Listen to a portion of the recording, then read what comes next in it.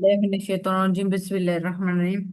Assalamu alaikum. My name is Taj Mohammed and I am a 11th student at Ryan School, Islamabad campus. So, viewers, today I am here with a new Tedx review and title name is The Dangers of a Single Stories and the speaker name is by uh, Chimamanda Ngozi Adichie. तो मैं उसका review in English. So, let's go start.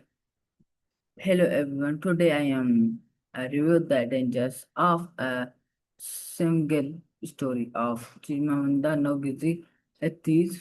In this inspiring talk, she explained how Jugan people or cultures fixed on only one story creates a strong and mindset understanding. She shares personal experience from her childhood and travels to show that every person and community has many different stories. I found this message very powerful because it teaches us to keep an open mind, respect diversity, and avoid making quotes teachers to overwhelm. This talk is educational, thought provoking, and highlighting, revelating in today what I would recommend it